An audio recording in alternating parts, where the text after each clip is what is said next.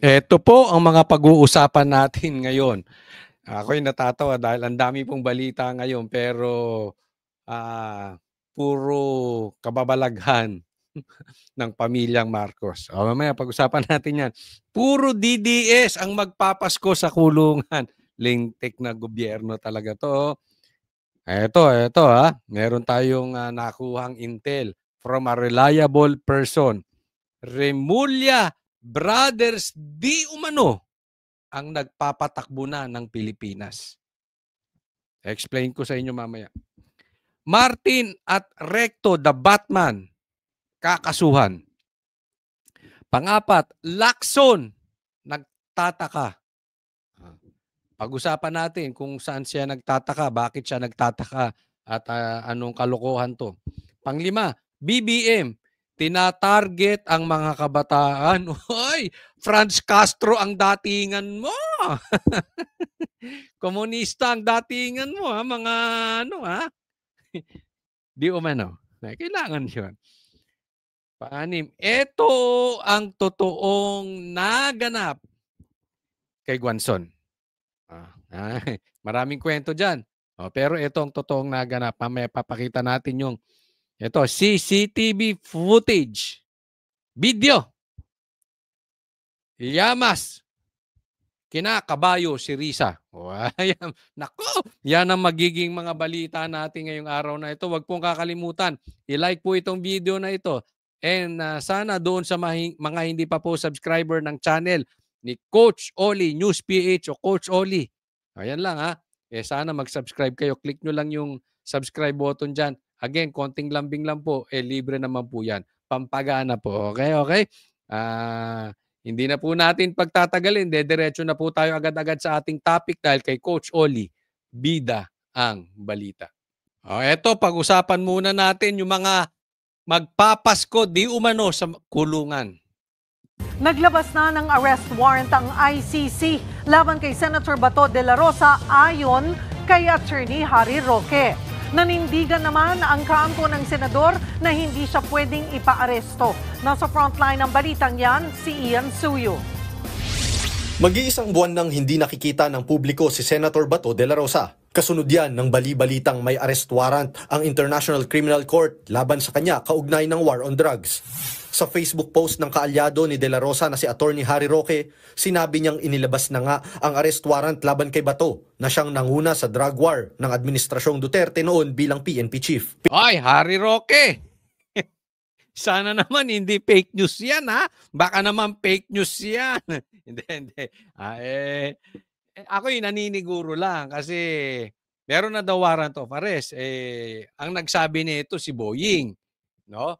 Alam naman natin si Boying, medyo duda ako talaga doon. Pero iba ata ang source nito si Harry Roque at sabi niya reliable yung kanyang nagsabi rin sa kanya na meron na nga talagang warrant of arrest kay Bato. Well, anyway, sinasabi ko lang sa inyo, hindi ko po alam kung fake news yan or totoo. But anyway, i-discuss natin, ha? Pinayuhan pa ni Roque si De La Rosa na huwag magpapakidnap. Kahit mismong abogado ni Senator Bato, mukhang naniniwalang may arrest warrant na laban sa Ay, si Atty. Toriano, sinasabi meron ngang warrant of arrest na. Pogi nung katabi ni... Hindi, kaibigan natin yan, taga-SME na yan. Basta taga-SME na, pogi talaga. may pinagmanahan. Pero si Atty. Torion, sinasabi na meron na nga warrant of arrest. Ito, nakakasama ng loob dito. Ang dami na nating problema sa Pilipinas, di ba? So, hindi umuusad. Walang nangyayari. Dito sa mga flood control investigation, dito sa ghost projects, pero tila ang mga makukulong ay puro DDS. Kesyo ito ay patungkol sa prime water, kesyo ito ay patungkol sa donasyon sa kumpanya, kesyo ito ay patungkol sa pogo, kung ano-ano pa man. Basta mailihis nila doon sa usaping patungkol sa ghost projects. Yung patungkol sa flood control projects, yung mga lintik na insertion na ginawa na itong mga congressman sa pamumuno ni Bongbong Marcos. Kaya nga kung ano-anong ano-ano na sino-sino ikukulong. Remember this, nagpangako si Bongbong Marcos. At together with Boying, sabi ni Boying, sa December 15, meron nang makukulong. At sabi rin ni Bongbong Marcos, bago magpasko, marami nang makukulong. Ang problema dito sa issue na to, okay kung may makukulong. Pero sana yung makukulong, yung nagnakaw, yung mastermind ng ghost projects. Naiintindihan? Bakit tayo kung saan-saan napupunta? Bakit nauuna pa yung iba? Diba kaya nga sabi ko, kung totoo man to or hindi, itong kay Bato, kung fake news man to o hindi, pero ako naniniwala na may katotohanan kasi kailangan nilang magpakita ng meron silang ginagawa. Parang meron silang kota sa taong bayan eh. Pag hindi sila nakapagpakulong, wala naniniwala sa investigasyon nila. Ang problema, yung ipapakulong naman nila, walang koneksyon sa ghost projects, naiintindihan po natin. Alam mo, ginigisa tayo sa sariling mantika. Gusto nila, mayroon silang maipakulong. Pero, nakakaligtas yung mastermind. And this is public knowledge. Yung administrasyon po ngayon, sa pamumuno ng magpinsan, ang mastermind. So, panalo sila doon. Nakakaligtas sila doon sa nakaw nila. Hayahayang buhay. Pangalawa, eliminating political enemies. This is very important. Bakit? Mamaya i-explain ko. Pero pansinin ninyo, lahat po ng kinukulit ngayon ng gobyerno, lahat po ng makukulong ngayon ng mga politiko, lahat ng hinahabol ng gobyerno nito, political enemies. Kaya wag po tayo papadivert dyan Mamaya po i-discuss nating mabuti yan. Kanyang kliyente. Parang totoo na talaga ito ata, itong arrest warrant na ito. Kasi maraming nang nagsasabi sa akin, hindi naman po pwede na gagawin na naman natin yung ginawa natin kay Tatay Digong, nadakpin na lang kaagad. Ayan. Alam mo, may punto rito si Atty. Torion Kaya naman tayo ay sana nakikiusap sa Supreme Court. Pakibilis-bilisan naman ang galaw. AFP. Nga? Ilan pa ang makikidnap na politiko? Ilan pa ang makikidnap na political enemies? Bastusin na natin ang korte ng Pilipinas? Dahil ang babagal ninyong magsikilos? Dahil mga tahimik kayo? Sinampahan na to ng kaso No? Pinapasagot, kung tama ang aking pagkakaalala, pinapasagot na ng Supreme Court yung pagkakakidnap di umano kay PRRD. So, umuusad na. Kaya lang, mabagal pa rin. Hanggat hindi nagkakaroon ng desisyon na yung pagpapadala kay PRRD sa dahig ay illegal, unconstitutional, baka mamaya nadala na dun si Bongo, nadala na dun si Bato, nadala na dun si Sara. Tapos saka kayo magdidesisyon, hindi na natin makukuha dun. Naiintindihan po? Hindi na natin makukuha dun yung mga pinakdala, yung mga kinidnap sa dahig. Kaya naman, kung gagawa kayo ng aksyon, sana hindi papatay yung kabayo. Diba? Baka saka nyo ihain yung damo, patay na kabayo. Pakibilis-bilisan naman. Kasi hindi maganda yung mga presidents na nangyayari. And until walang pumipigil sa ginagawa ng gobyerno na ito, Supreme Court, AFP, hanggat walang pumipigil sa ginagawa nila at sinasabing mali yung ginagawa ng gobyerno, tutuloy nila yan. Ilang pang kikidnapin papuntang dahig? Gising! Oy! Ayon sa Defense Counsel ni dating Pangulong Rodrigo Duterte na si Attorney Nicholas Kaufman, wala siyang impormasyon tungkol sa umano'y arrest warrant kay De La Rosa. Siyempre hindi yan magsasalta. Walang bayad. Hindi. Seriously, hindi naman niyang kliyente si Bato, 'di ba? So, hindi mo naman muna magsalta 'yan. Focus siya kay PRRD. Pero muling nanindigan si Ombudsman Boying Remulla na totoo ang arrest warrant. Iginiit niyang hawak niya ang unofficial copy nito. Tingnan nyo, you just observe. Okay? Yung sinasabi ko sa inyo. Ha? Mamaya i-discuss natin mabuti. Remulla Brothers, hawak na ang Pilipinas. Sila na nagpapatakbo. Tingnan nyo. Kaninong idea yan? Ang sabi naman noon ng ICC, kung wala sa official communication channels ang ulat, hindi ito kumpirmado. Sabi din ni Remulla, huling nakita ang senador sa Pampanga. Pero ang kampo mismo ni De La Rosa, wala raw ideya sa kinaroroonan niya ngayon. Hindi rin daw Alam ko kung nasan si Senator Bato. Nandito. Kunin nyo. Gullible to mga. Baka maniwala na naman kayo. Tapos gamitin nyo sa aking kaso. Itinatago ko ni hindi ko nga naaaninag ang ano niyan. Ang buhok niyan. Ay nako. kausap ni Atty. Torion ang kanyang kliyente. Tanging asawa lang daw nito ang kausap niya. Sa ngayon, nakabinbin pa sa Korte Suprema ang petisyon ni na dating Pangulong Duterte at De La Rosa na kumukwestiyon sa pakikipagtulungan ng gobyerno sa ICC. Yan yung sinasabi natin, kine-question yung authority ng ICC, nakabinbin pa. Hanggang kailan kaya ibibinbin ng Supreme Court to? Katulad ngayon, pag naging sinabi ng Korte Suprema, illegal yung pagkakabitbit kay PRRD ron, makukuha pa ba natin si PRRD? Wala na. Diba? Pero okay pa rin yun. At least, hindi na pwedeng gawin sa mga susunod. No? Ang pinupunto ko lang dito, bilis-bilisan. Baka wala nang kwenta yung desisyon yung Supreme Court bago lumabas. Naku kayo. Pero ayon sa ICC accredited lawyer na si Gilbert Andres, pwedeng isuko ng Pilipinas ang isang akusado sa International Court. Base raw yan sa International Humanitarian Act. Nakasaad dyan na maaaring i-transfer ang isang akusado sa alinmang korte o international tribunal para sa grave crimes. Kasi ang ini-implement po, ang sinusunod po ay yung batas natin mismo, no?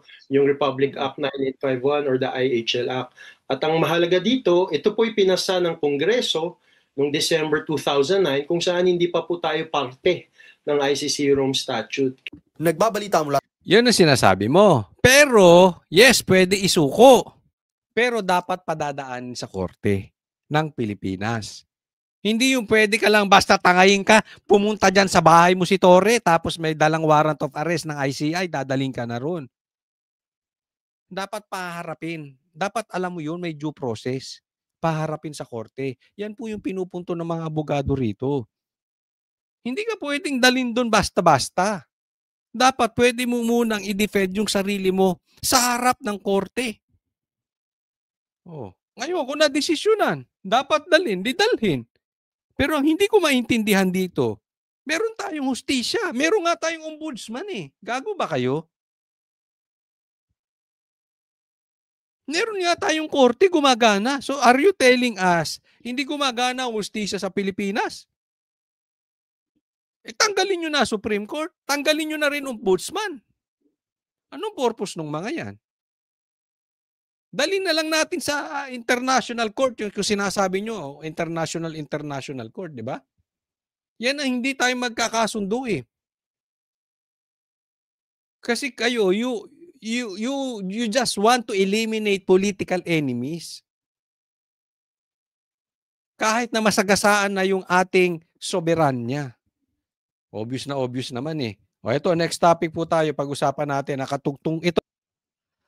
Kaya nga naman ngayon, ito tingnan natin mabuti ang umuugong na ipakukulong bago mag-December 15, si Bato, si Chis Escudero, si Villanueva, si Jinggoy, tsaka to si Revilla. Tapos, magtataka kayo, si Martin, na talaga namang napakadaming ebidensya, hindi makakasuhan. Etong si Batman na si Recto, i-discuss natin niya maya-maya lang, dapat kinakasuhan din. Pero wala ding kaso. Kaya nga may nakapagsabi sa akin, ito from a reliable person. Okay. Natanong ko kasi, medyo malalapit sa mga politiko itong natanong ko. At saka to hindi to bias. So kayo na lang humusga kung tama ang pagkakasabi sa akin. Siyempre, tanong ako, sabi ko, anong nangyayari kay Bongbong Marcos? Bakit parang mali-mali ang desisyon niya? Parang nag-iisip pa ba siya? Alam mo sabi niya, Coach Oli, hindi si Bongbong nagpapatakbo ng bansa natin. Ang nagpapatakbo ng bansa natin ngayon, Remulla Brothers. Pansinin mo, di ba? Yung sinabi, may pinapasok, walang pumasok na baril sa KOJC. Parang ang tanga naman ni Bongbong, di niya alam. Tapos isasabihin niya walang pumasok na baril sa KOJC. Kitang-kita naman, 5,000 pulis, lahat sila may mahahabang baril, hindi nila nakita. Yun sinabi. Binubulong lang sa kanyang sitwasyon. Yung pagkakakidnap kay PRRD, hindi niya idea yun. Idea yun ng mga kaliwa, pero nagpapatupad, Remulla Brothers. At di umano, ang gumagalaw naman sa financing, si Martin. So pag tiningnan mo talaga, ito ay talagang may katotohanan. Isipin niyong mabuti. Ha? Bakit natanggal si Torre? Sinong may gawa? Di ba meron silang hindi pagkakasunduan ni John Vic? Ang laki ng nagawa ni Torre, halos isuko niya na yung kaluluwa niya sa demonyo.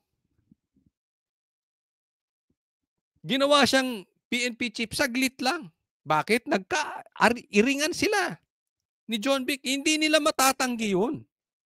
Bukod sa tinawag silang adik, bukod sa tinawag na pangit lahat ng adik na na-offend si Lisa at si Bongbong, pero ang talagang niyan, critical niyan, hindi magkasundo si Torre at si John Vic. So ang may hawak ngayon, ang kumokontrol ngayon. And possibly, ito sa kwento sa akin, hindi ko alam, ha? Sabi ko, asan si Lisa? O yun. Si Lisa, si Tambi, pero ang talagang gumagalaw, Remulla Brothers.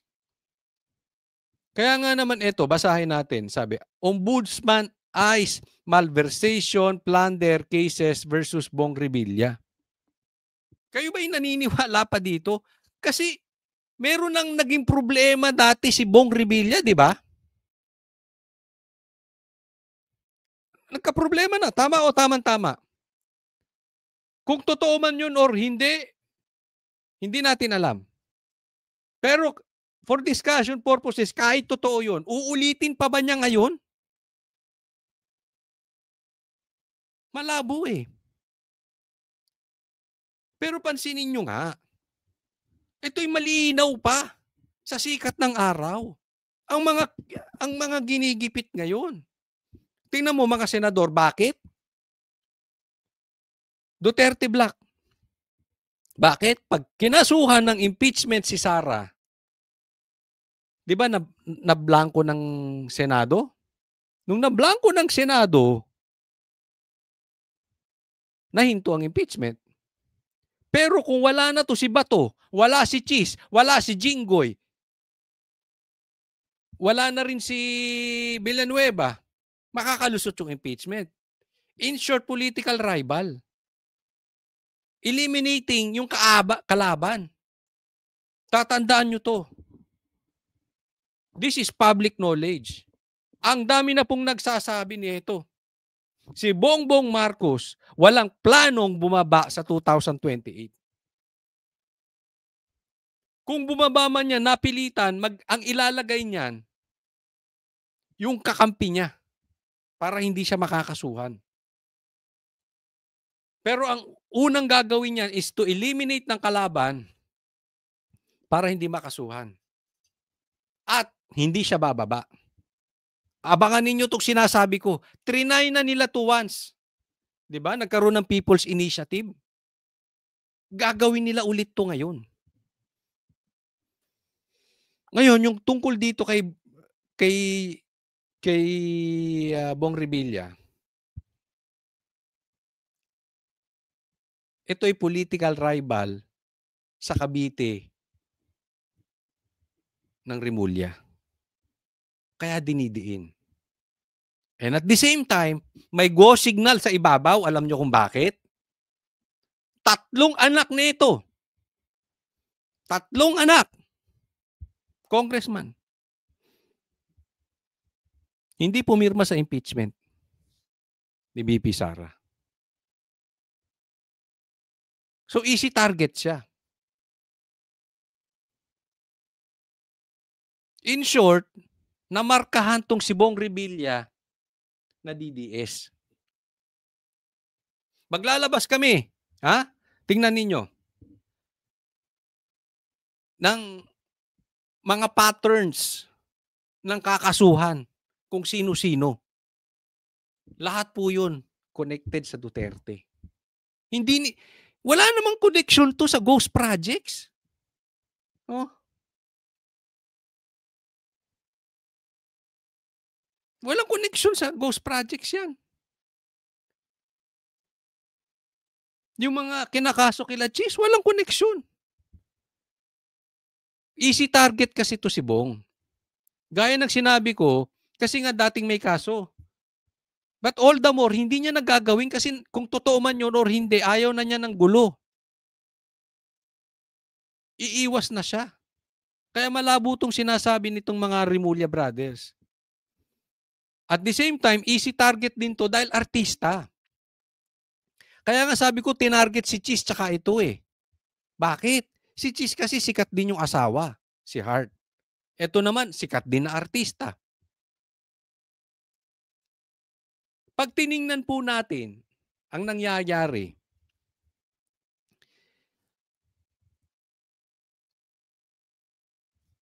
kahit hindi po interested sa politika, madadivert mo yung atensyon doon sa mastermind pag ang pinag-uusapan artista. Kasi maraming magiging involved eh. Yung walang kamalay-malay sa politika na tao, hindi interesado sa politika, masasama mo. So pag naririnig mo, ay nakulong si Cheese, ay nakulong si Bong Revilla. Artista eh. Papatulan ng iba. Mapapasama imahe, na-divert na tayo. Di ba? Kaya gumagalaw ang Congress. Naaalala nyo, Duterte Youth Party List, 3 boto rin. Natanggal. Ang balita natin dito. Ito, balita. Yung anak ni Boying, kayo na mag-check sa mga taga Cavite kung ito'y totoo. Hindi mananalo doon sa anak ni Bong Revilla as governor kung walang tulong ng Revilla. In short, parang Sara Duterte at Bongbong Marcos. Kaya naman nanalo lang si Bongbong is because of Sara. Pero darating na magtatalo sila sa presidency sa 2028, tapos na ang panahon ng Marcos. Same thing dito sa Rimulya. Kaya pinag-iinitan ngayon ang Revilla kasi yung anak ni Boying, ang sabi ay hindi kaya niwala sa kalahati ng anak ni Senator Revilla. Pero ang nag-trigger daw ditong matindi, ito ilalabas natin to, hihingin natin kung ito ay may katotohanan. Ang sabi kasi dito,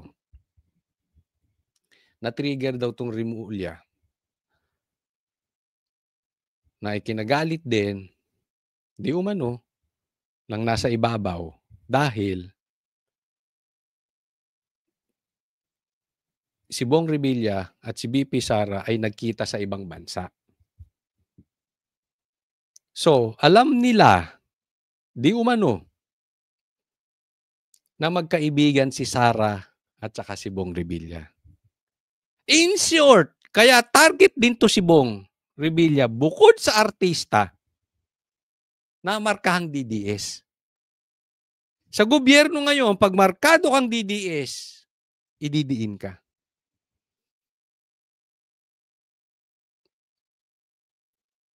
Hindi natin alam bakit sila nagkita sa ibang bansa.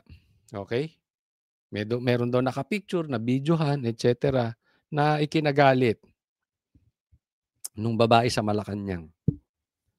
Di umano. So in short, sa tingin ko nga yung mga anak nito hindi pumirma ng impeachment ni BP Sara. So, posibleng magkaibigan sila ni Sara talaga. Ito'y alam naman ng mga taga Cavite. Kaya pinag-iinitan. Ito masakit sa Pilipinas, no? Nalayo na tayo doon sa totoong issue. Ang issue ngayon, sino ba yung nagnakaw? Sino yung may ghost projects? Bakit? Yung wala namang ghost projects, kung ano-anong sinisilip nyo, pero yung mga katulad ni Tambi, nanuknukan na ng dami ng ebidensya, hindi nyo kasuhan. Nakikita po. Okay, maglalabas, hindi natin titigilan to. Kasi kami, magbabantay talaga kami. Kung tatarantaduhin nyo si Bato at isusunod pa raw si Bongo, yan ang mga next in line. Wala na kayong aasokasuhin kundi mga Duterte. Hindi rin namin kayo tatantanan. Ilalabas namin yung pattern nyo. Kitang-kita naman ng taong bayan may pattern to eh.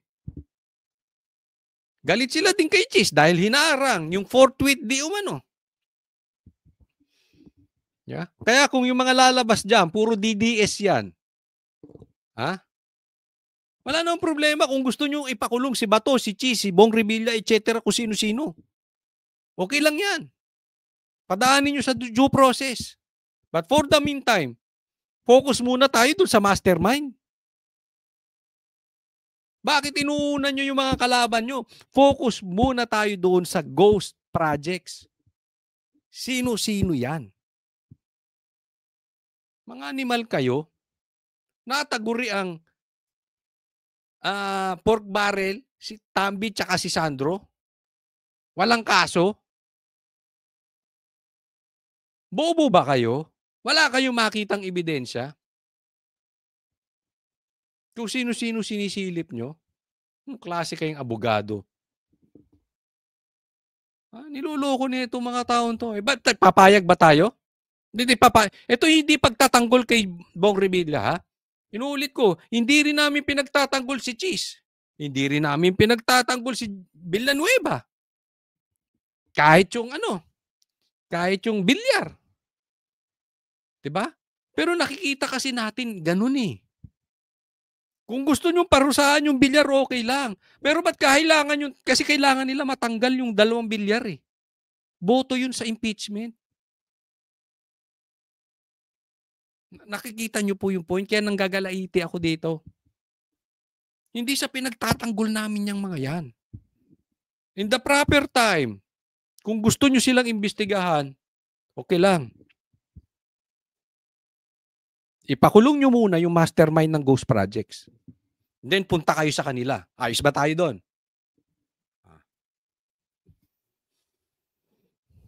Hindi, ako nagtatanong lang ha. Bakit? Sa mga taga Cavite, ito'y tanong ko. Hindi ba kaya manalo ng Rimulya doon? Nang hindi ini-eliminate ang Revilla? Diba? Kaya bang manalo ng gobernur doon? Nang hindi ini-eliminate ang Revilla? Dahil ang balita namin sa Cavite, ang gusto ng tao, Revilla. Tama ba? O tamang-tama?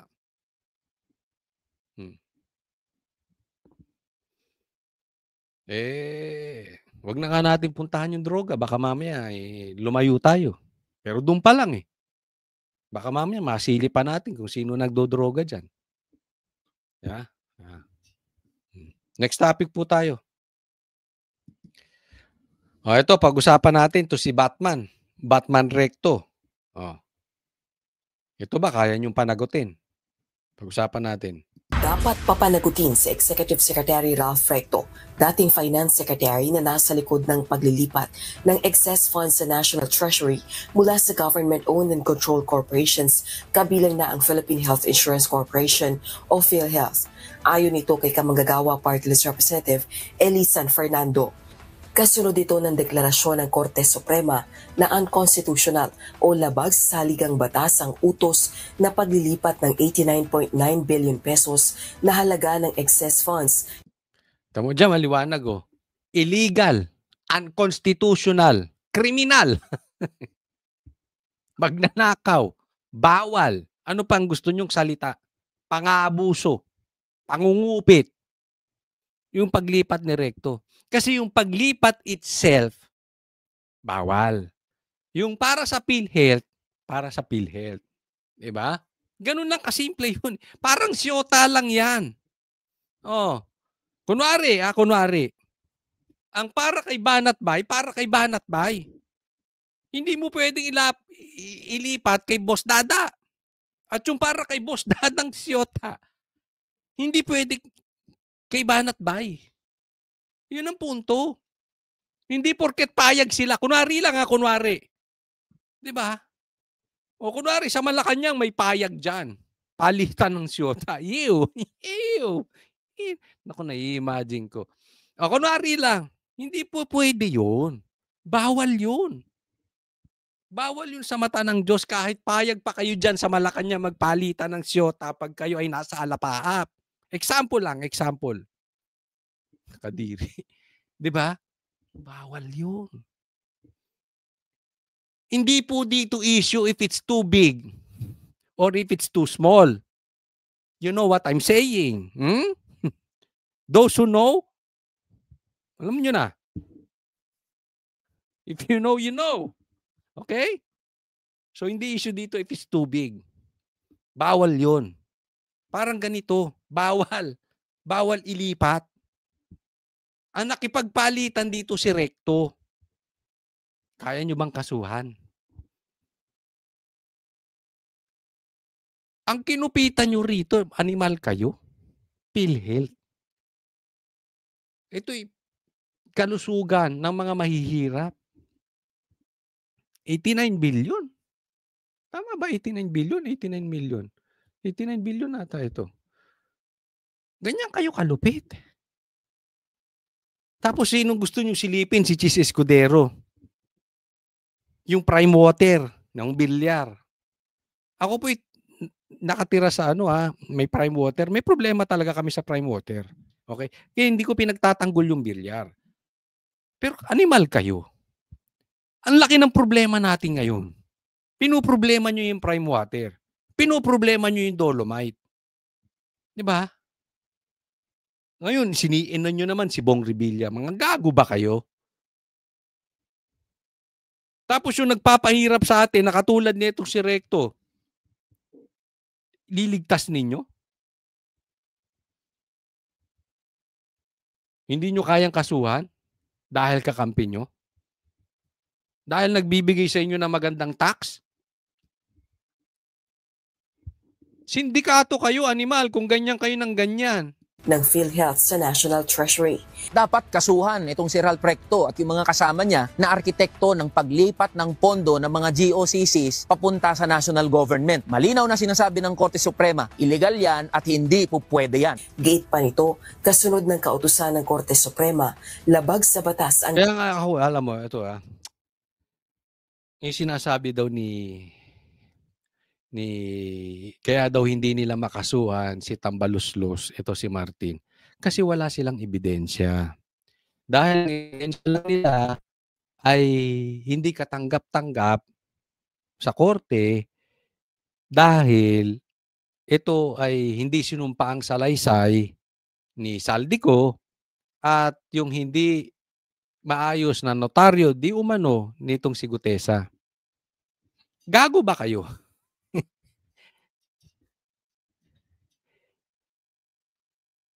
Tanga kayo? Eh di kumuha kayo ng ebidensya. Paano kayo nagkakaroon ng ebidensya kay Chis Escudero, kay Bong Revilla, kay Bato, kay Villar? Yung political enemies nyo na gusto nyong i-eliminate, bakit kayo may resibo? Bakit kayo nakakakuha ng ebidensya? Di umano, kahit yung ebidensya nyo ay peke.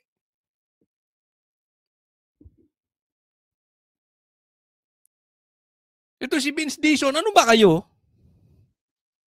Tanga? Ba't hindi kayo kumuha ng ebidensya? Kasi kung kayo maghahanap, doon pa lang sa pork barrel eh. Ang dami na eh. Ang dami, ang laki na, lumabas yan sa mainstream media. Ang dami nang napunta doon sa magtsuhin. Kay Sandro tsaka kay Martin. Wala pa rin kayo makuhang ebidensya. Sa dami na nilang ghost projects, wala kayong nakuhang ebidensya laban kay Sandro, kay Martin. Puro mga sikat na senador na nasa minority. Ang hanap ninyo, mga animal kayo. Huwag nyo nga, ako nabubuisit na akong talaga sa mga ito, ha? Huwag nga nyong bibilin tong kanilang binibenta na wala kasing ebidensya laban sa kanila kasi hindi naman umuuwi si Saldico. Umuwi muna siya rito, manumpa siya para may ebidensya. Tanga! Gawin nyo yung dapat. Mag-imbestiga kayo. Sundan nyo yung ebidensya. Makitang-kita na ng taong bayan yung mga ghost projects eh. Nasa gobyerno naman yung listahan. Halimbawa, mayroong pinatayong 2 billion. Saan to? Sa Ilocos Norte. O asan? Eh bakit wala? Eh nakalagay dito completed. Tanga kayo, hindi nyo magawa.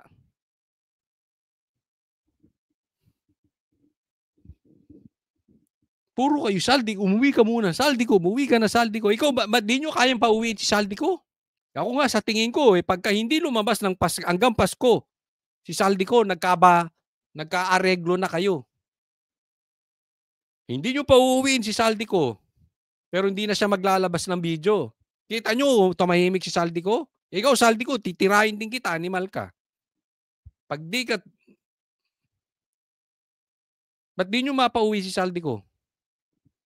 Minit nyo ah. Pag makakampi ninyo, ba ito si Recto? O ano nangyari dyan? Wala kayong magawa. Ginawa ni Recto at dawit dito maging si Pangulong Ferdinand Marcos Jr.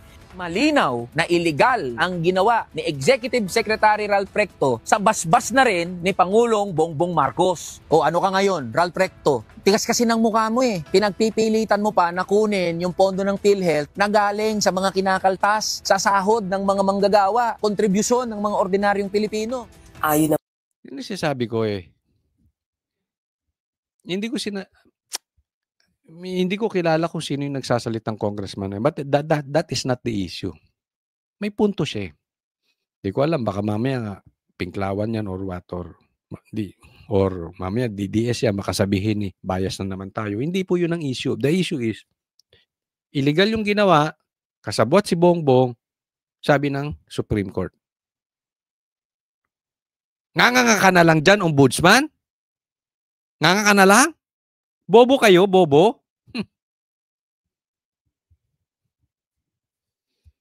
naman kay House Assistant Majority Leader at Lanao del Sur 1st District Representative Sia Alonto Adjong maibabalik ang 60 billion pesos na kinuha sa PhilHealth sa pamamagitan ng 2026 national budget.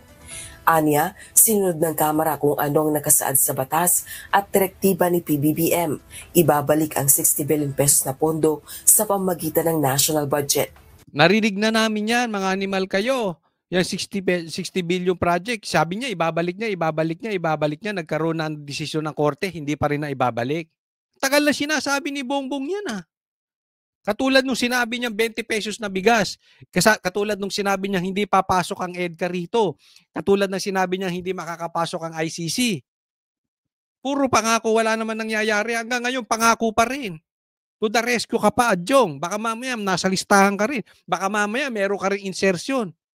O parehas kayo ni Ontiveros. Hindi insertion. Immaculate insertion. Ang tawag ninyo, mga animal. Tagapagtanggol ka pa eh. Hindi nga nababalik eh. Tagal nang usapin yan eh. Wala naman nangyayari. Oh, kailan nyo ibabalik? Pagpatay na yung kabayo. Idinagdag ito ng Kongreso sa orihinal na alokasyon ng executive branch na 53 billion pesos para sa PhilHealth. Kaya sa kabuuan, nasa 113 billion pesos na ang total allocation para sa... Ang laki niya, no? 113 billion. Kinuha nyo sa PhilHealth. Maraming doktor hindi nabayaran, nurse hindi nabayaran, gamot na hindi na-distribute, baka patay na. Yung humihingi ng gamot. Yung mga dapat maoperahan, baka patay na dahil hindi na operahan. Yung mga dapat na ospital, baka patay na dahil hindi na ospital. Yung mga nanganganak na dapat nakikinabang, baka namatay na yung anak. Naintindihan po natin. Hindi ang concern nyo, 150 million ni BP Sara sa confidential funds? Kung hindi ba naman ganun kaitim ang puso ninyo, mga animal kayo?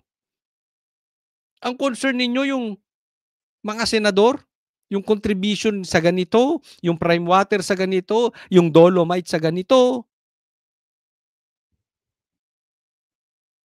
Kasama kayong mga pinklawang kayo, mga animal kayong, mga ipokrito kayo. Tahimik kayo sa 113 billion. Ha? Kung sino-sino sinisilip nyo. Ang laki niya ng 113 billion. Ilan na namatay dyan kasi hindi na ibigay agad yan. Kinuha nyo sa PhilHealth. Nakukuha nyo? Kung gaano kakaitim ang mga budhi nito. Kailan kayo magbabago? Kayo mga dilaw. Kailan kayo maninindigan? Puro kayo Sara, puro kayo Sara, puro kayo Sara, puro kayo mga senador na sikat na DDS. Paribasa yung mga senador ninyo, mga laos.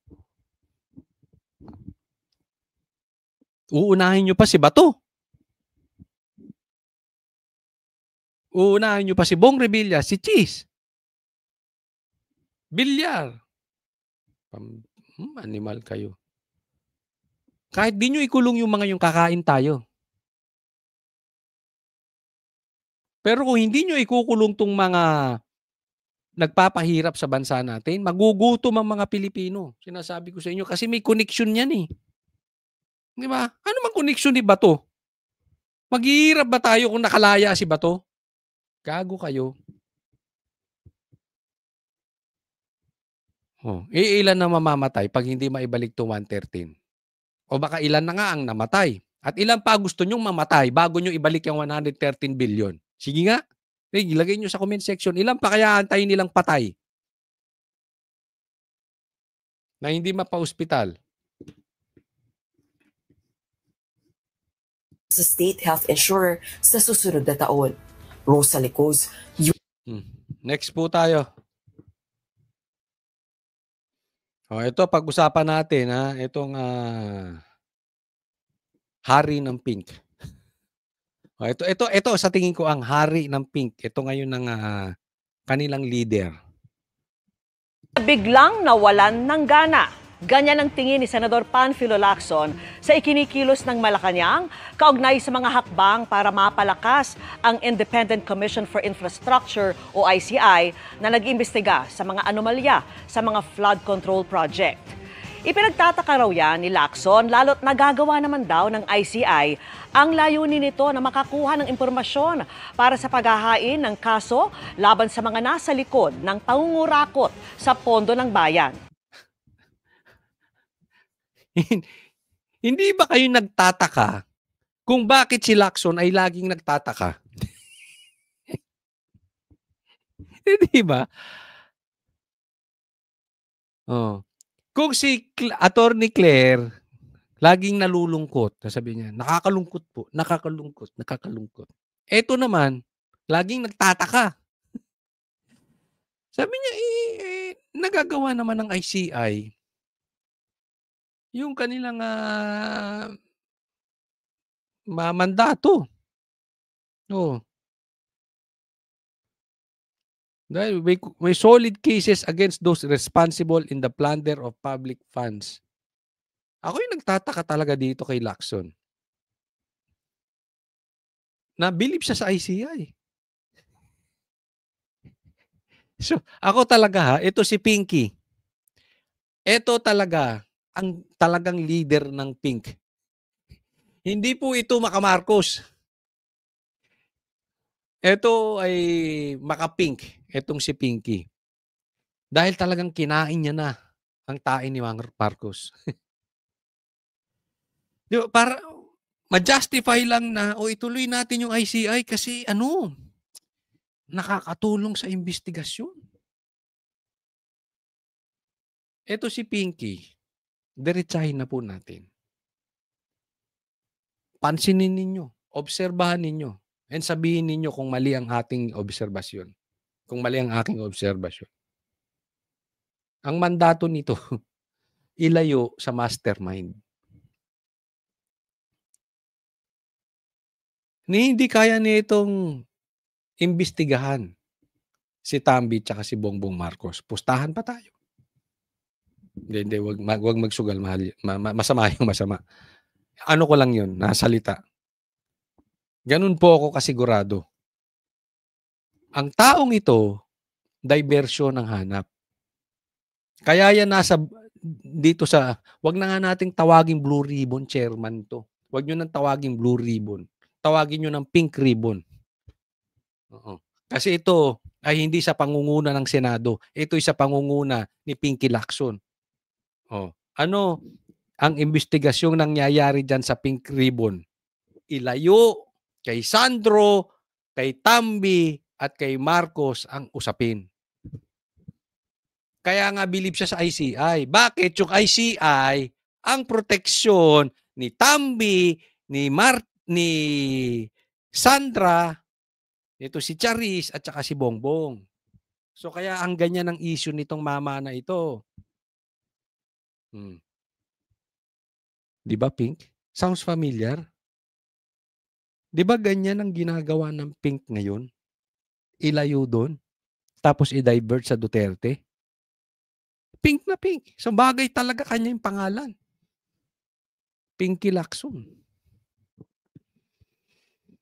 Yung pink ribbon. Siya ang pink ribbon chairman. Sinabi ni Lacson kasunod ng pahayag ni Palace Press Officer Undersecretary Claire Castro na sana raw hindi ma-question ang constitutionality ng isa sa batas na Independent People's Commission o IPC ang mas makapangyarihang lupon na hahalili sa ICI. Paliwanag niya, baka raw kasi madoble lang nito ang trabaho ng Ombudsman at Justice Department.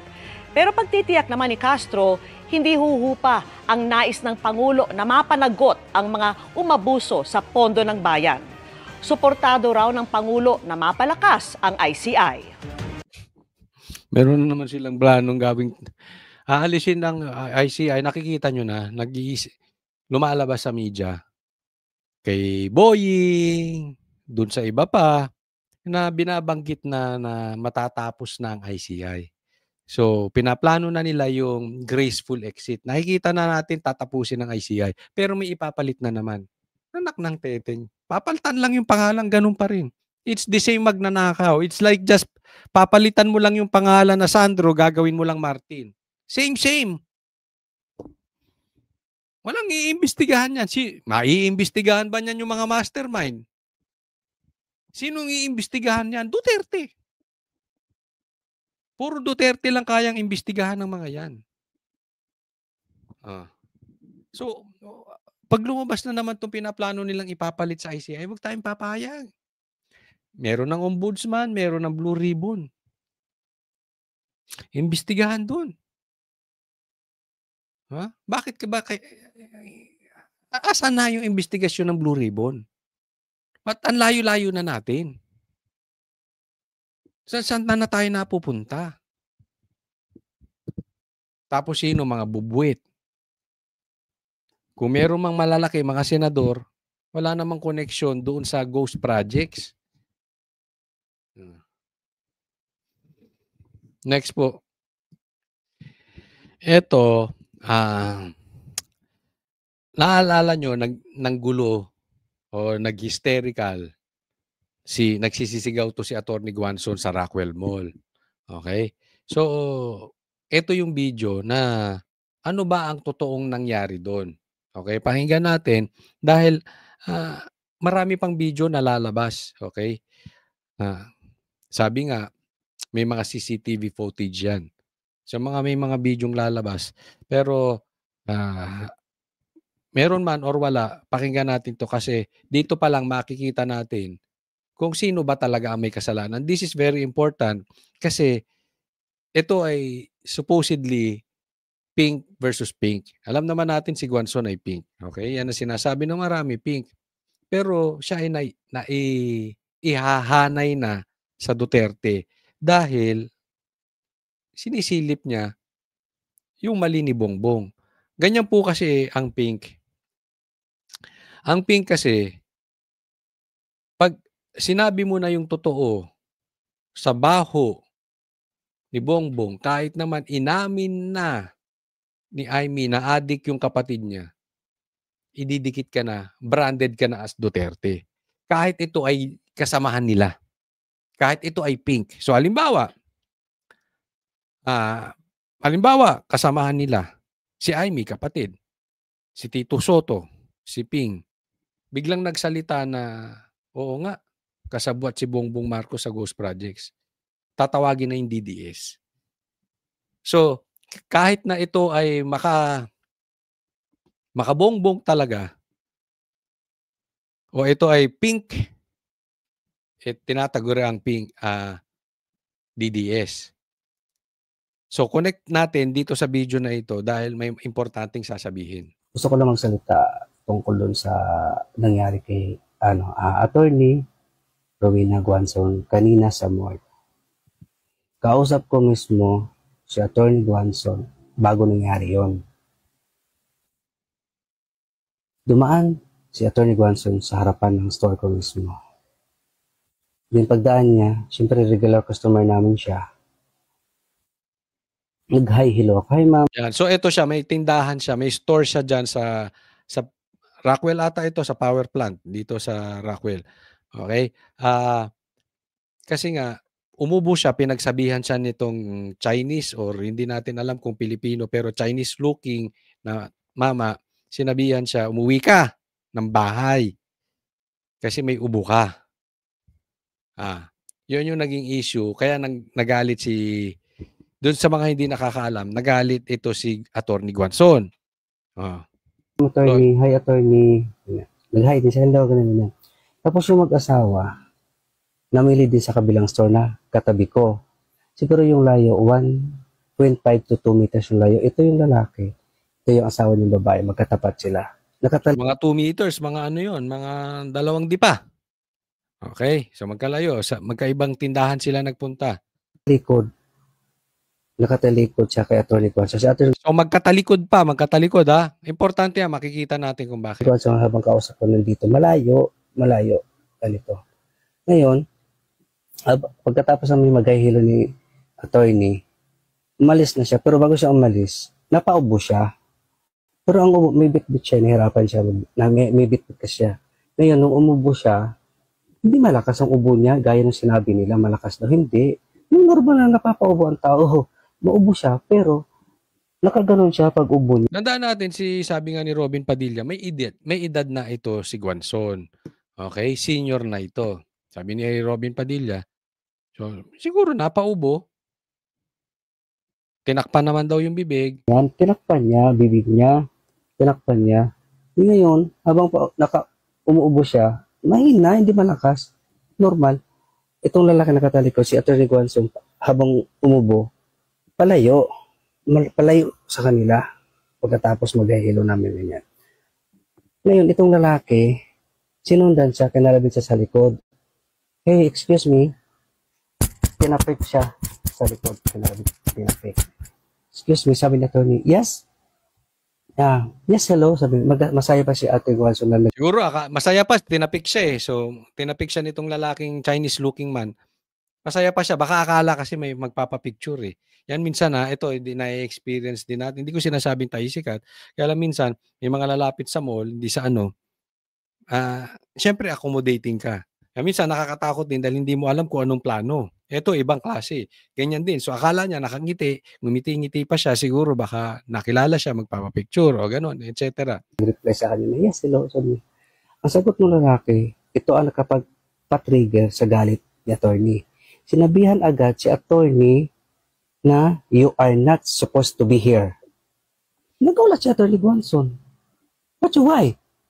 You are not supposed to be here. Ganun agad. You are not supposed to be here. Then tungkol sa ubo, pinag-usapan ganyan. So, the rest, yun na. Ayan. Okay, so ang issue dito, you are not supposed to be here dahil may ubo. Alam nyo, pagka ganito yung mama, ito yung sinasabi nating entitled. Kasi, alimbawa, nasa isang restaurant tayo. Kasi naisip ko, baka naman may kasalanan din. Tayo naman ay patas tayo kahit naman na medyo si Attorney Guanson sinasabing hindi na natin. Hindi yun ang issue. Ang issue dito, sabi ko, baka may kasalanan din si Attorney Guanson. Baka ubo ng ubo, tapos siyempre, yung nasa tabi, nagtakip ng bibig, baka nagalit si Attorney Guanson, na-offend. Karapatan naman niya magtakip. Pero ito iba. Kung totoo itong sinasabi nitong mama na ito, palayo na si Attorney Guanson, tapos kinalabit ka, you are not supposed to be here. Offending nga yun. Lalong-lalo na, lalaki ka, Brad. Bakla ka ba? Ako yung ginawa nitong lalaking to, kabaklaan yun. Hindi mo dapat gaganunin yun.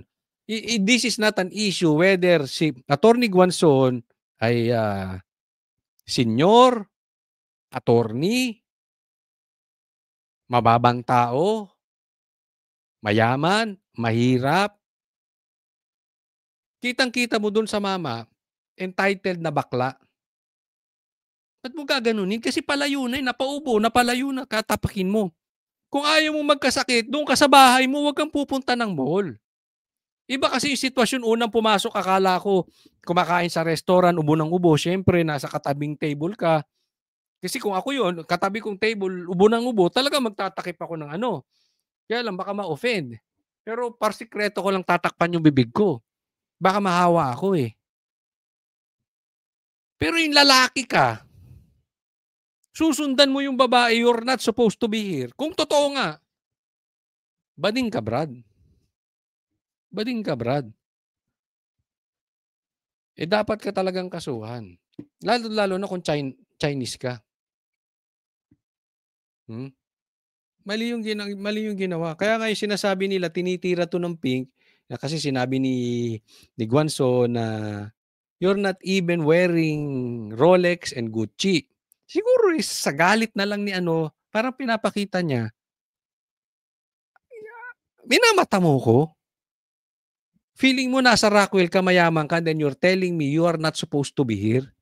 You deserve more than me to be here in this classy mall. Ganun ang dating na itong mama na ito. Entitled. Mata pobre.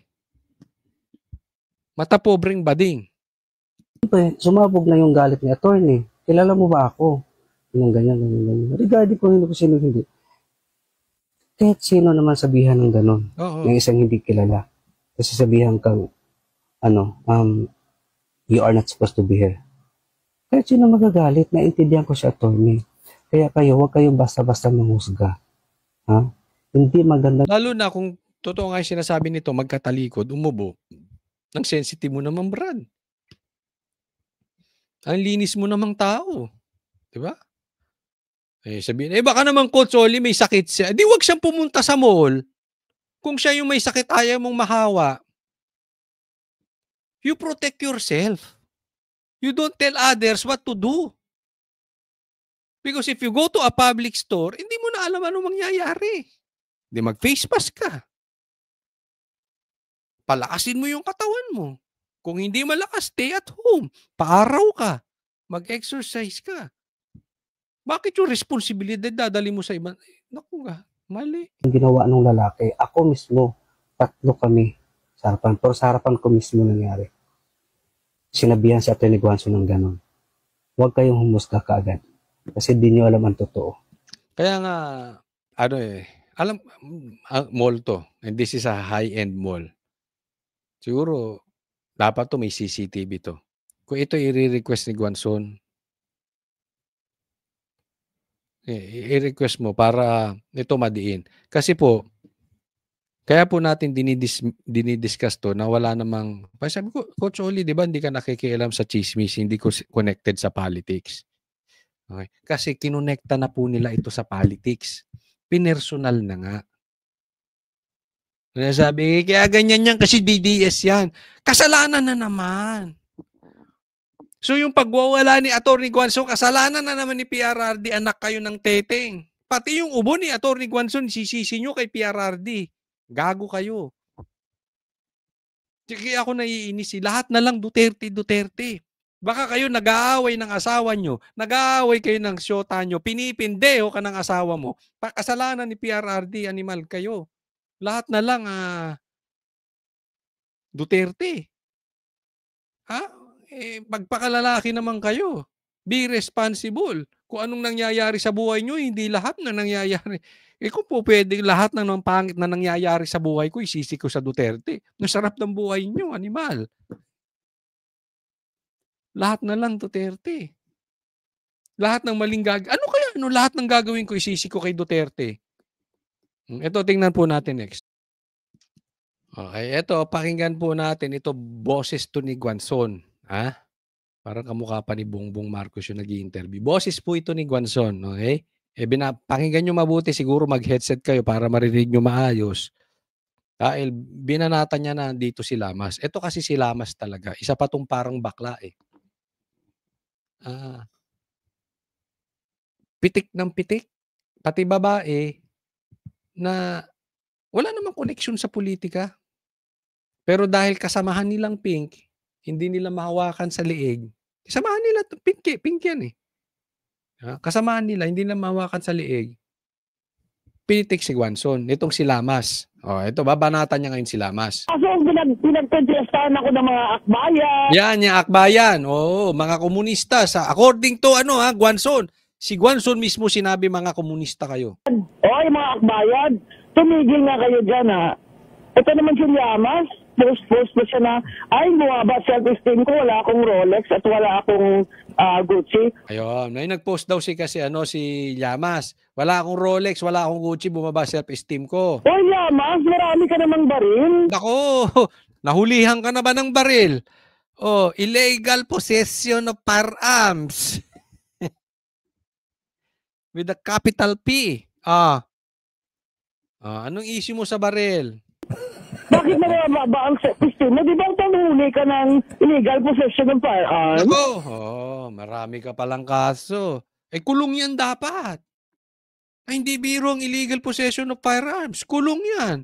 Kaya ka ba sumisip-sip? Nako. Pero kung ako sa'yo, Lamas, huwag kang tatahimik. Gumanti ka kay Atty. Guanzon. Huwag kang tatahimik. Laban! Nang sumabog baho mo. Sabog ang tae mo rito kay Guanzon. Sinasabi ko sa iyo. Huwag kang tatahimik. Aantayin namin yung sagot mo. Llamas. Di ba, Llamas? Nahuli ka ba nga bumibili ng mga fake na DVD? Ay, naku, nahuli kang bumibili ng peking DVD. Oo, ano bakit naman kung wala kang Rolex at wala kang Gucci, nababa ang self-esteem mo? Kasalanan ko ba kung mayaman talaga ako? Hindi ko naman ninakaw yung Rolex at Gucci ko ha. Kung ikaw mag-Rolex, ay maghihinaga talaga kami na ninakaw mo yan. Kasi ano ba naman ikaw? Sumikat ka lang nung presidential assistant ka. May Pinoy at katabi ka ni Risa Ontiveros lang. Naku, nadalal sa si Risa. Yung yung reyna ng mga pinklawan, si Risa. O, bilib na bilib ang pinklawan. Yan ang standard bearer nila. Oh, si Risa Ontiveros. Oh, duda raw si Guanzon. Ano magagawa mo kung mayaman daw si Guanzon na nakakabili siyang Rolex? Duda raw sila kung ikaw naka-Rolex. O bakit? Sumikat ka lang naman dahil kadidikit mo kay Risa. Diba? O sige, gantel, Yama. Sasabugan tayo mo rito. Diba? Tinanong pa nga si Risa Ontiveros ni Willie kung kabit mo siya. O ano, Yamas? Bart? Kabit mo, kabit? Sagot! Mamaya, may video ako. Lalabas natin. May video to si Lamas. Kinakabayo, si Risa. Di umano. Hindi. Mamaya discuss. Mamaya. Alam mo, Dio, ako. Yes, ma'am. I'm very, very friendly. Politiko din naman ako, nag-commissioner ako, lahat ng mga ito nagtingin ng tulong sa akin. Sige, magbangayan tayo. Sasabihin ko sa public, yung mga iba dyan sa inyo, you tried to bribe me, or tried to bully me, or told me to appoint so-and-so in their province. Nako. So, may sinasabi pa na kayo daw o ikaw, Lamas, binubuli nyo si Guanzon nung panahon niya na siya ay nakaupo na para merong ilagay sa pwesto. Binubuli nyo at binabribe nyo siya. Nako. Wag kang hihinto, Lamas. Palagan mo si Guanzon. Palag. Diba? Diba, Dio? Yes, Kaya ma'am. ako, I have manners, diba? Kaya hindi ko sila gagalawin kung hindi nila ako binibisit. Ito si Lamas wala ka ng trabaho, political analyst ka na bigla, ay po, wala ka ng PhD. Mamuti pa yung si Tiangki, at least may PhD yun. Lamas, wala ka raw trabaho. Political analyst ka na, wala ka naman palang trabaho. Ano yan? Nakaasa ka sa bigay? Uy, asa sa bigay si Lamas. Wala ka daw trabaho eh. Kung wala kang trabaho, ano ang gagawin mo? Asa ka sa bigay.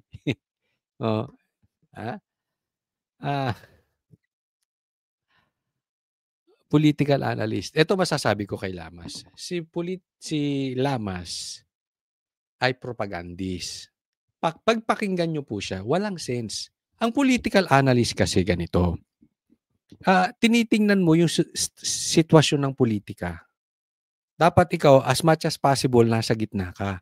Para yung basa mo sa totoong nagaganap na politika sa Pilipinas,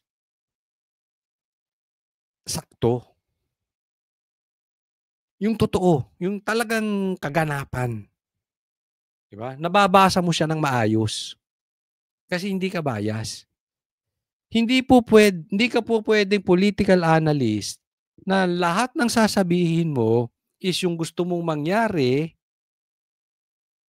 sa partido nyo, yung gusto mong mangyari sa mga kalaban mo sa politika, yung mga manipulation nyo para gawin ng administrasyon, para birahin yung common enemy nyo, yung eliminate the political enemy.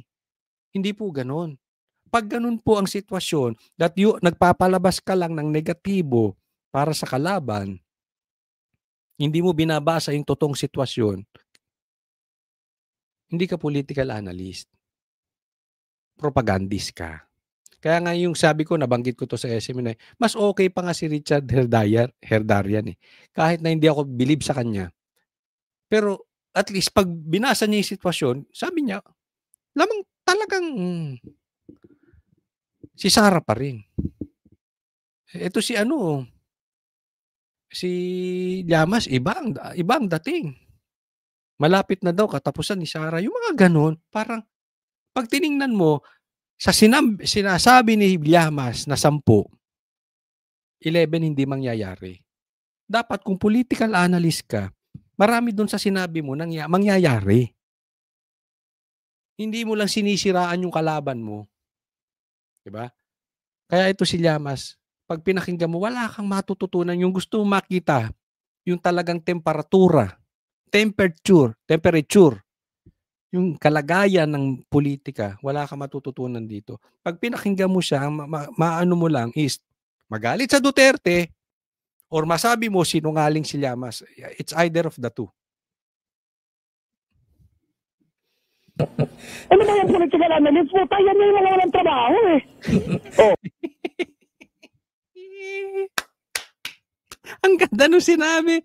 Ang ganda nung sinabi. Yung mga political analyst, mga walang trabaho.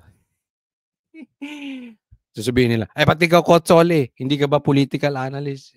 Hindi po. YouTuber. Bakit? Hindi kami nakaasa sa mga bigay-bigay. Di ba? Hindi sa nagmamalaki ako, pero ang punto rito, hindi kasi, eto para sa kaalaman ng mga tao. Ito po hindi ko sasabihin dahil meron tayong gustong patunayan. Ito sasabihin ko sa inyo para makita ninyo na hindi mabilis mamanipulate ang tao sa YouTube. Bakit? Kasi sa YouTube po, meron silang sariling trabaho eh. Unlike po sa Facebook. Kasi yung sa Facebook po, medyo, if you will compare Facebook to YouTube, maliit po. Not even 1% ng, basta maliit po ang kita sa Facebook. Kaya hindi po sa YouTube, hindi mo mamanipulate masyado yung mga influencers. Because, may sariling trabaho. Ito yung sinasabi ni Guanzon, political, nakaasa ka sa bigay. Kaya hindi ka makapag-analyze ng maayos. Nagigets mo? Pag hindi ka nakaasa sa mga bigay, dahil may sarili ka ng trabaho, nakikuha mo masyado. Diba? Kaya pag tinignan ko, ano ba to? Facebook, pag YouTuber yan, chances niyan, hindi ko nilalahat okay. This is not, but as a general rule, it's harder to manipulate o bayaran yung mga nasa YouTube. Alam mo, ginakanti ako nitong Llamas. Ang pangit naman niya. Diyos ko, buti na lang hindi siya nagbakla. Kung nagbakla siya, ang pangit ng bakla, no? Hoy, kayo, pag tumanda kayo, bakla pa kayo, pangit ka pa. Bakla ka na. Pangit ka pa, tapos matanda ka. Magbagong buhay na kayo, ha? Ang pangit nun. Tapos wala ka pang pera. Sabi ni Guanzon nyo, wala kang trabaho. Paano ka magkakapera kung wala kang trabaho? Unless, pasahuran ka ni Bongbong. Di ba? O ni Tambi. Ang pangit. Kinakanti mo daw siya, pangit ka naman. Llamas. Si Guanzon yan, ha? Dio, ayaw ko dito, they're taking advantage. Kasi, ang nililabel nila akong DDS, kaya binabalata nila kasi takot sila na magsenador ako. Diba? Diyos ko, Llamas, mas bagay naman ako magsenador kaysa sa iyo. Hindi mananalo to si Llamas. Kung hindi ito tutulungan ni Garcia, it's impossible may plano ito sila. Impossible ito si Llamas manalo. No way. Diyos ko? Ba't ba na? Maawa ka naman sa Pilipinas kung ikaw magsenador. Sige, doon ka sa lineup ni Rizon Taveras, pareho kayo mga komunista dyan. Ang ganda nung sinabi. Doon ka sa lineup ni Risa Ontiveros, parehas kayong komunista. Hindi ako nagsabi nun. Si Guanzon. You know what? I agree with her. Hindi ako nagsabi. Pero dalawa lang yan eh. Mag-a-agree ba ako kay Guanzon o hindi?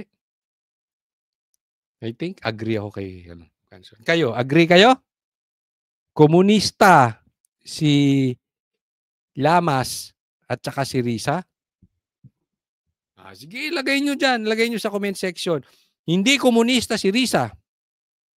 Or komunista si Risa. O, lagay nyo dyan sa comment section.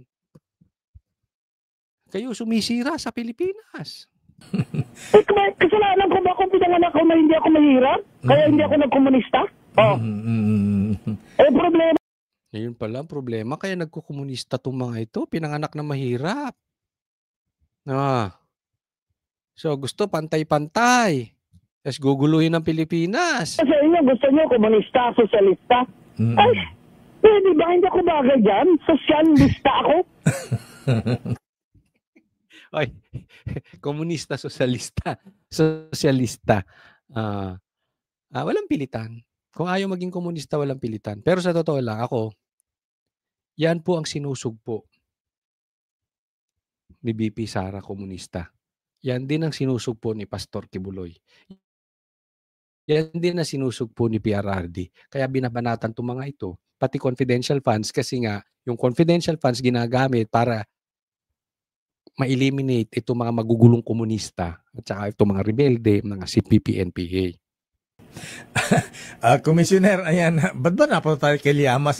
Pinag-uusapan natin yung Chinese... Kasi nabasa ko lang ngayon ng Facebook post na bumaba tuloy sa testing ko, wala akong Rolex at kotse. Talagang wala na, hindi mo kaya, gago ka. Bakla? Di rin lang Llamas Huwag mo ko iso ng libel kasi ano lang yan. Hindi. Gaganti yan si Llamas. Di ba, Llamas? Matapang ka, gaganti ka. Yari ka. Sasabugan tayo mo dyan kay Guanzon. Let's lang yan. Hero speaks lang yan. Let's lang yan. If you can dish it out, you should be able to take it, diba? Kung sa English lang ni Miriam Santiago, if you can dish it out, you should be able to take it. Inunahan mo ako kung mag-Rolex ka Llamas, talaga mag-iinala na ninakaw mo yan kasi hindi ka naman mayaman kasalanan ko ba na hindi ako pobre? Na I was born hindi pobre? Kasalanan ko ba yan? Hindi naman ako nagnakaw. Kayo lahat, magdanakaw ang mga magdanakaw dyan sa Congress sa milyon-milyon na mga watch nang dapat mahiya, di ba? May tayo dun sa mga corrupt na mga congressmen. Ito may video. Video. Kinakabayo. Pakita ko sa inyo. Kinakabayo ni Llamas si Risa. Hoy, naku. Matindi yan. Llamas, sagot Sagot ka. Sagot ka. Magkaanuhan kayo. Magaling ka kasi, no? Mahilig ka, puro kabira sa Duterte. Ngayon, pinatulang ka ni Guanzon. Sige, di araw-arawin kita. Sumagot ka rito kay Guanzon. Ito, video. Sasagot siya. Tingnan natin. Ito, may tanong kay Llamas patungkol kay Risa. Pakinggan nyo mabuti yung sagot ni Llamas. Hindi lang yung sagot niya, You observe Llamas habang sinasagot niya. Okay, tingnan natin. May isa akong huling tanong, no? Ewan ko kung sasagutin mo. Pwede mo hindi sagutin at tapusin na natin itong interview na to. You're now in the crosshairs of the DDS. Yes. Napapansin ka na. Yes. May paggigiba na sa'yo. I guess you'd take that as a compliment. Yeah, happy ako. I must be doing something right. Yun, okay. Tinitira daw siya ng Duterte. Napapansin na siya ng Duterte. So para sa kanya, kaya siya tinitira ng Duterte, meron siyang ginagawang tama. Ako minsan, sa totoo lang, pag pinapakinggan ko to si Llamas, medyo nadidiri ako kasi gano'n na gano'n. Pero anyway, meron daw siyang ginagawang tama kaya siya tinitira ng DDS. Yan yung sinasabi ko sa inyo. Hindi to political analyst. Propagandist to. Puro black propaganda, puro paninira. So, ibig sabihin, yung mga DTS, ano yan? Masasamang tao. Kaya pag tinira ka niya, may ginagawa ka mabuti. Hindi. Kasi sablay yung mga analysis mo. Sablay. Ang layo sa katotohanan. Ito, una na lang niya salita Kaya siya tinitira dahil may ginagawa siyang tama. Lahat na sinabi mo, mali. Next. So, one of the things they keep pinning you on is Senator Risa Hontiveros.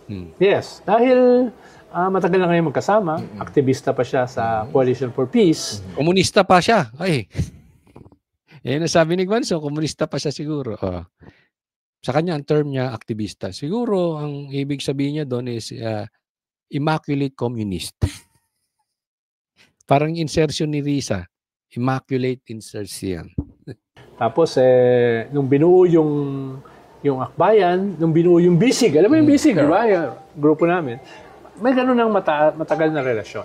At very close kami for a long while. Kaya, hindi ako magugulat na lagi siyang idinidikit sa akin. So hindi ako magugulat dahil close sila na idinidikit sa akin. Okay. Oo. Yun. At doon na lang yan. Tapusin natin. Correct. Anong tawag doon? Anong tawag natin dyan? Paduda. Yan ang tinatawag namin paduda effect. So, hayaan na namin kayong mag-isip kung ano sa amin ni Risa. In short, kinakabayo nito si Risa. Sinasakyan.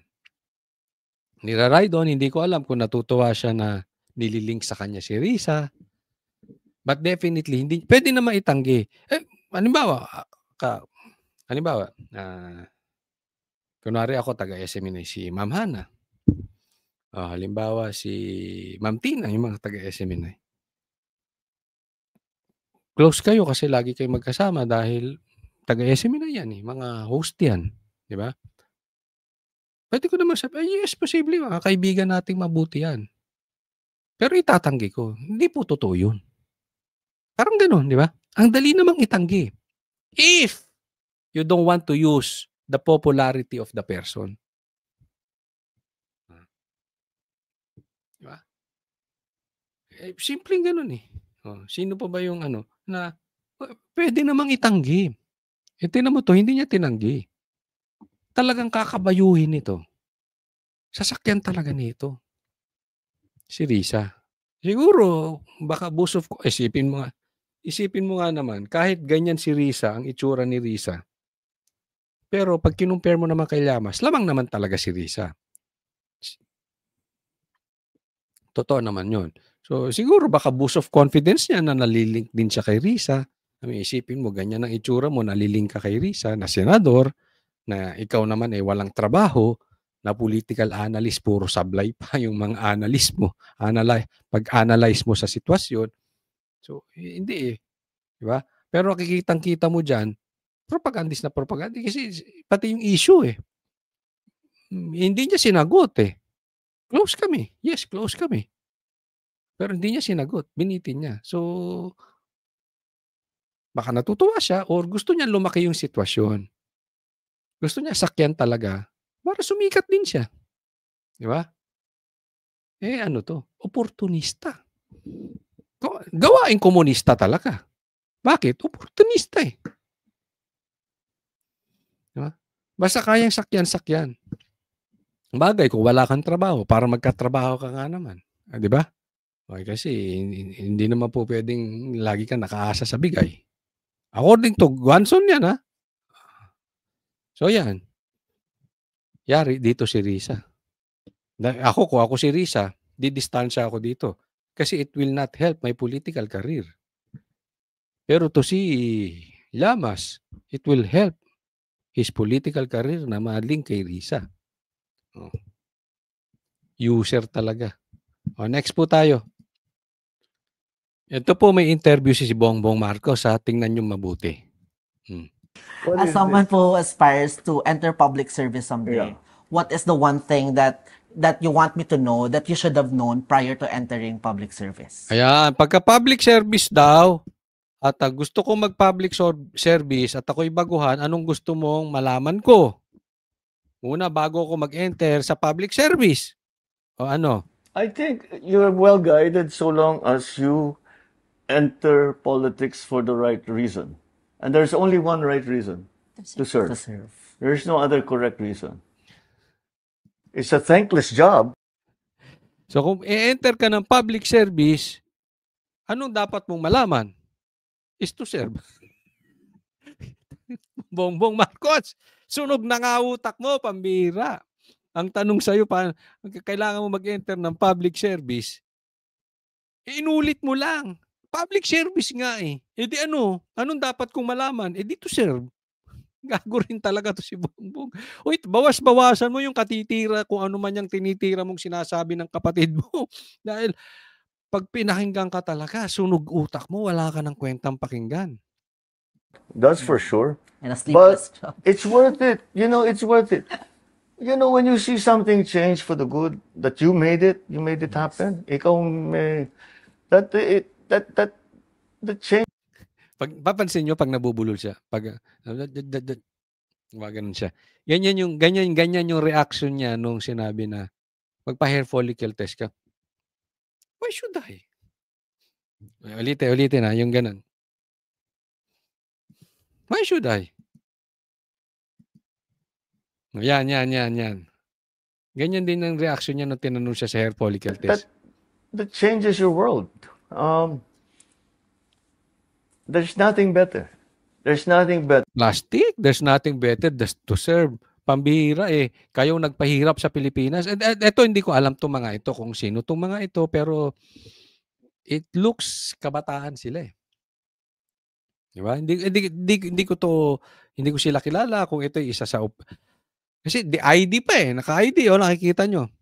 So hindi ko alam kung anong gustong palabasin dito ni Bongbong Marcos na gusto siya ng kabataan. Hindi ko alam kung anong optics na naman itong gusto nilang palabasin. I really don't know them. Baka mamaya nasa opisina naman to nagtatrabaho ni Bongbong. I don't know.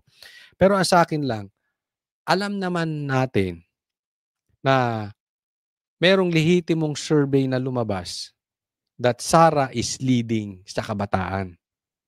Diyan sila namali. Diba? Nagkamali sila ng basa. Akala nila yung Pinklawan, hawak ang kabataan. Hindi po. Yung kabataan, ang gusto si Sara. At kahit nung 2025 election, ang kabataan, they voted for the Duterte Bloc. Gets nyo?